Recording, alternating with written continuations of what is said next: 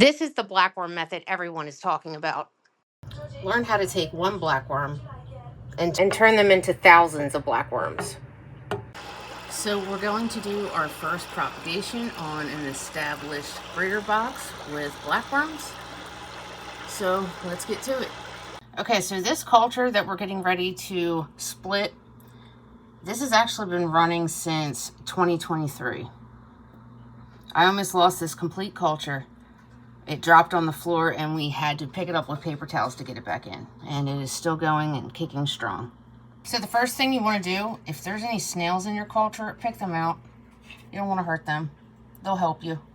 I'm going to take this culture and I'm going to pour it through a fine mesh net. It has to be fine or you'll lose your worms.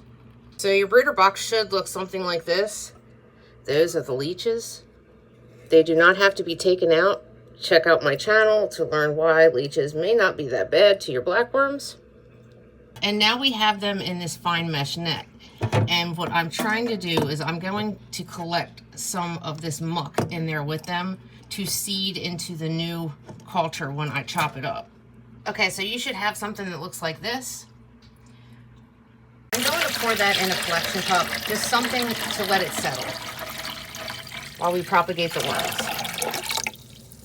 Okay, put whatever worms you strained out through the net onto your cutting board.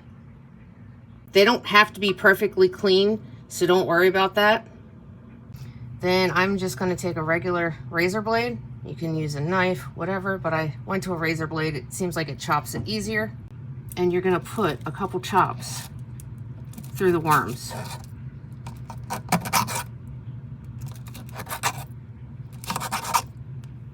I like to turn my cutting board a quarter turn and do it again.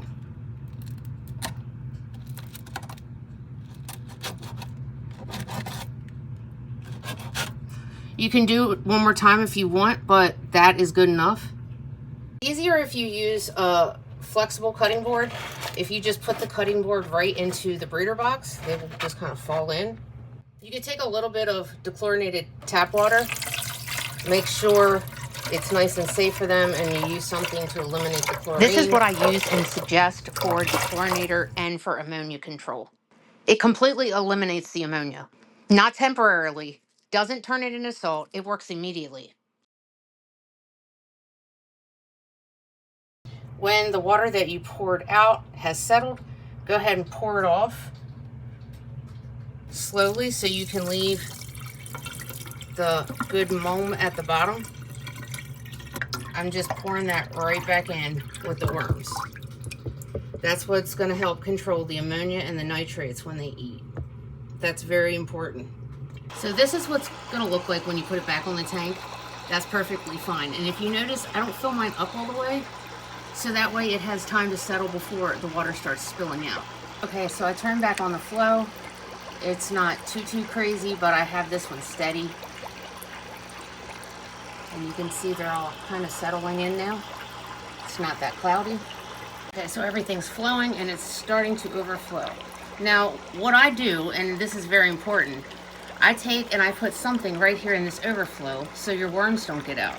If the oxygen in this box drops, those worms will float to the top. It's their natural defense mechanism to find more oxygen.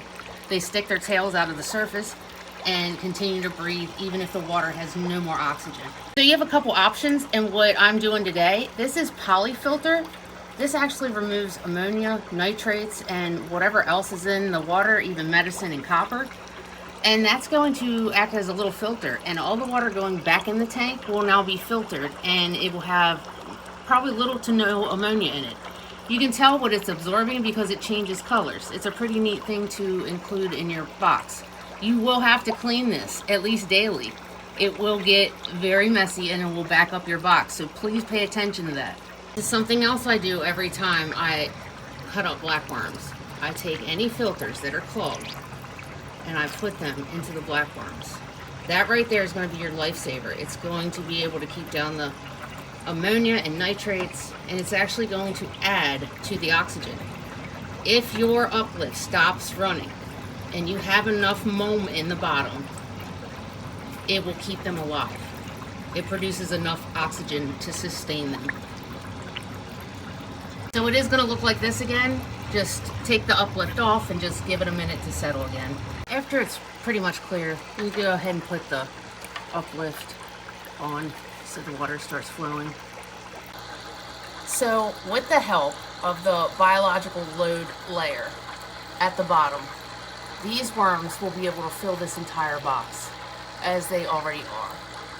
Next month, we will have an entire box full. If you cut one worm into 4 worms in 1 month, you will have 4 worms. You may get some little pieces that don't make it, but the majority will. To have a breeder box that looks like this, you have to have the proper amount of nitrogen and ammonia control. And you can see it happening. If you look closely, if you see the steady, tiny bubbles, that is CO2 and nitrogen being released. And that Check out my is page exactly for how all you the want your items you culture to need look. to make this happen and things I suggest. This is the Blackworm breeder box method, changing the way we keep and propagate blackworm cultures at home.